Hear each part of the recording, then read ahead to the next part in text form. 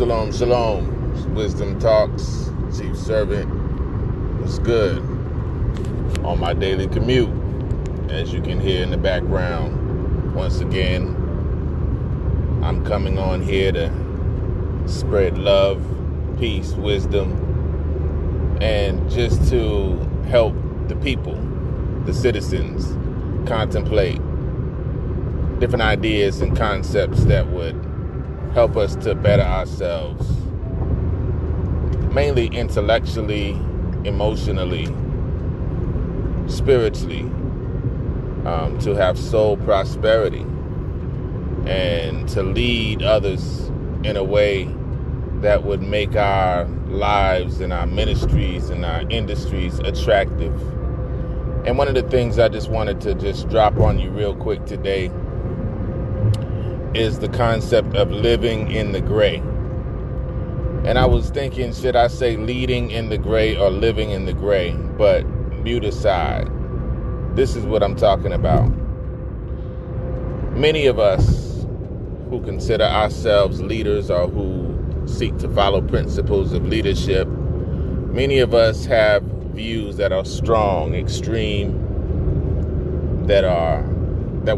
things that we're zealous about. We have strong beliefs about certain things. That's one of the things that makes us leaders, is that we stand out and we stand apart from the rest, and we're willing to pursue certain values, certain ideals that maybe the common person would not pursue. And all of us have values. Our values come from our belief systems, the things that we think are right or that are true, and the things that, and not only that we think are right intellectually or philosophically, but the things that we feel are worthy in terms of where we put our action, where we put our activity. The things that are too costly to do without, those are our values, because your value speaks of what is worthy to you, what's worthwhile, what's worthy of pursuit, or what's worthy to destroy, because some of our values are exhibited in the negative or in the sense of destroying. And we know that there is a mandate. If you have a purpose, there's a mandate to not only build but to destroy, not only to plant but to tear down. And so you can see it in the form of the positive, or you can see it in the form of the negative. But the point is, leading in the gray requires us to not take the mindset of there's no gray areas. And I've heard people say this so many times, and they say it so emphatically and with so much passion. There's no gray areas. It's either black or white. And I just simply want to challenge you to think about that, because it's really not true.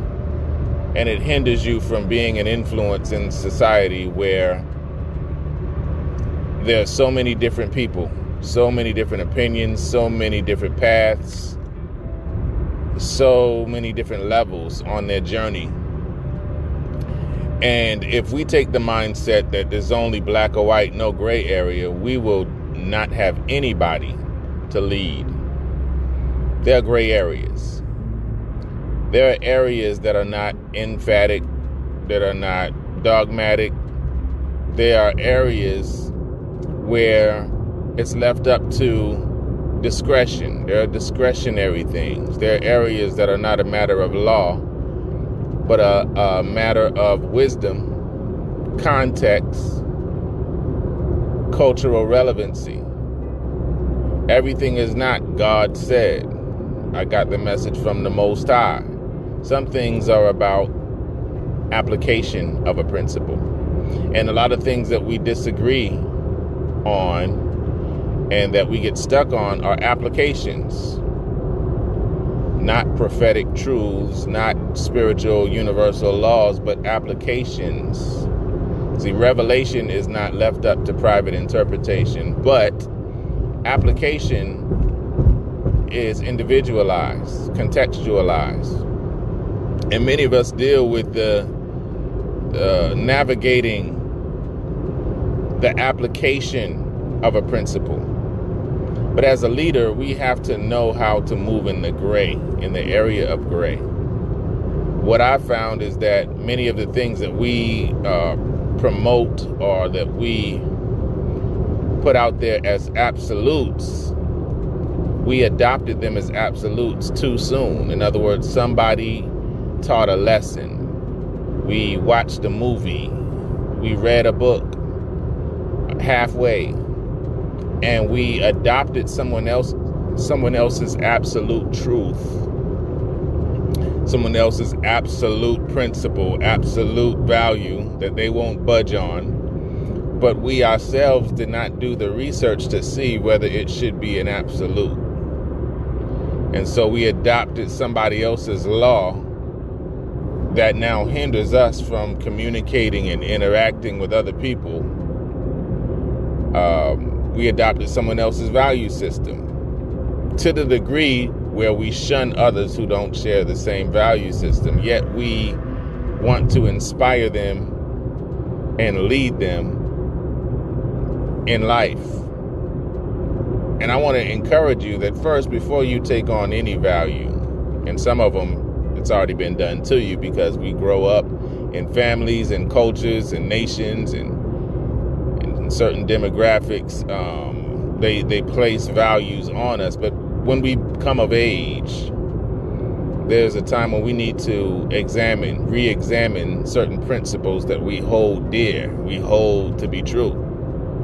And it's important that we understand what it is that we believe, not because someone else told us, but because we've done the work of digging and cultivating and building and seeing who we are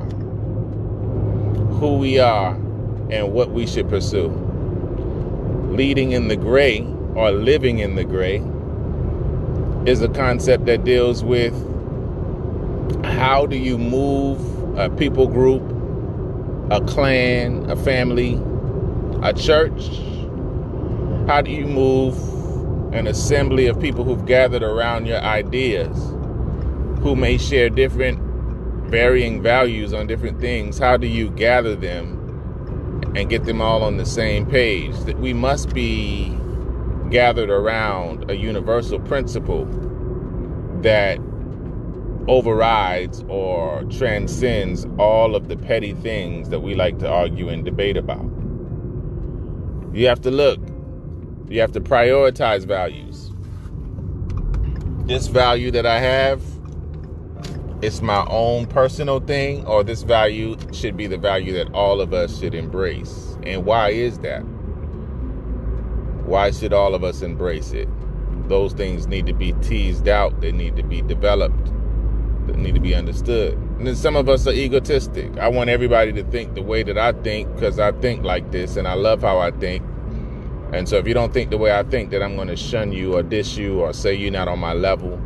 But what we have to understand is that Yahweh works in depths. He works in levels. He works in degrees. There are always dimensions of things, right? And we're all on a journey to go into the different dimensions, the deeper dimensions and the ways that he unfolds his truths. We all are on a journey. And so that requires for us to leave some room for the gray area, leave some room for development, leave some room for contemplation, leave some room for consideration, instead of being dogmatic about everything. And these are just things that I feel like would help us as leaders to become better leaders. It would help us develop. It would help us to have patience, long suffering. It would help us to be understanding, right? And also to understand, hey, is this disagreement a distraction? Is this disagreement going to take us off of our main goal? How important is this disagreement? Because if it's something small, let it go. You know, it'll come back around later if we need to. Now, we know that a little leaven leaveneth the whole lump. So there are things that are small that are dangerous, but everything isn't dangerous. You know, we can't be too dramatic and exaggerate on everything just because we find a point of disagreement or opposition. Opposition is not always bad. We were made to be opposites of others so that we can balance one another. Things to think about. All right, grace and peace.